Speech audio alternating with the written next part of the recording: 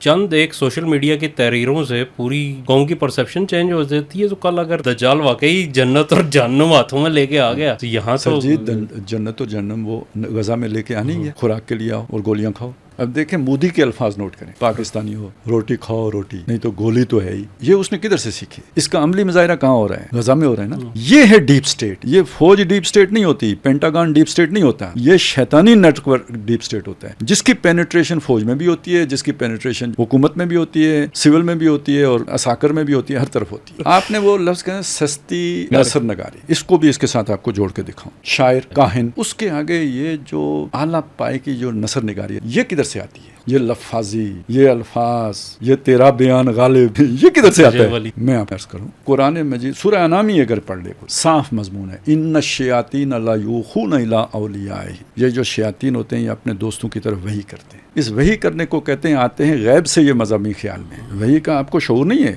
آپ کے دماغ میں وہ لفظ آ رہے ہیں نا, وہ مناسب لفظ کیسے آپ کے دماغ میں آ گیا؟ اگلی بات سنیں, وَكَذَلِكَ جَعَلْنَا لِكُلِّ نَبِيٍّ عَدُوًّا شَيَاطِينَ الْإِنسِ وَالْجِنِّ يُوحِي بَعْضُهُمْ إِلَىٰ بَعْضٍ زُخْرُفَ الْقَوْلِ غُرُورًا. اسی طرح ہم نے تمام نبیوں کے دشمن جن اور انسان بنائے. نبی کا دشمن جن بھی ہیں اور انسان بھی ہیں. بعض وہی کرتے ہیں بعض کی طرف, اشارہ میں بات ذہن میں ڈال دی. اب دیکھیں, انسان تو جن کے ذہن میں بات نہیں ڈال سکتا, جن ہی ڈالے گا انسان کے ذہن میں. بات کون سی ہوتی ہے؟ اب یہ الفاظ نوٹ کریں.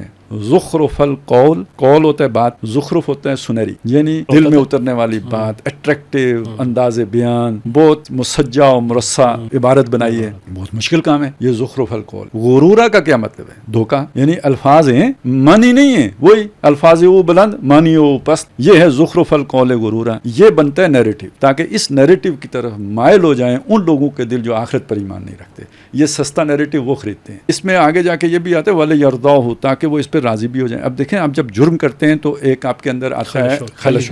یہ زخرف القول غرورا اس جرم کو فلسفائز کرتے ہیں. اچھا, یہ جو ظاہر پرست لوگ ہوتے ہیں نا, یہ الفاظ کے پھیر میں الجھ جاتے ہیں. کیا نثر ہے وہ, اس طرح کا تو کوئی کلام وضع ہی نہیں کر سکتا, ایسی تحریر تو کسی سے لکھی ہی نہیں جائے. اتنا عالم ہے, اتنا علامہ ہے, بیچ میں کیا ہے؟ غرور کے علاوہ کچھ بھی نہیں ہے. اور اس آیت کے آخر میں الفاظ ہیں وَلِيَقْتَرِفُوا مَا هُمْ مُقْتَرِفُونَ, تاکہ کرتے چلے جائیں جو وہ کر رہے ہیں. اصل میں یہ جو خلش ہے نا, جسے یہ ضمیر کی خلش ہے, جسے نفس لوامہ قرآن کہتے ہیں, ملامت کرتا ہے جو, یہ ملامت انسان کو توبہ کی طرف لے کے جاتی ہے. یہ جب آپ کو نیریٹو مل جاتا ہے نا کسی گناہ کا, کہ ننگا ہونا تو فطرت ہے, تو یہ آپ کے اندر سے خلش مٹا دیتا ہے. اب وہ جرم, ایک تو آپ مزے سے کریں گے, جرم کرتے ہوئے آپ کو احساس گناہ نہیں ہوگا, اور دوسرا یہ کہ جب وہ خلش چلی جائے گی, اب اس جرم کو آپ ایکسیلنس کے ساتھ کریں گے, مزے لے لے کے کریں گے. اب یہ ساری آیتیں لوگ ثواب کے لیے پڑھتے ہیں.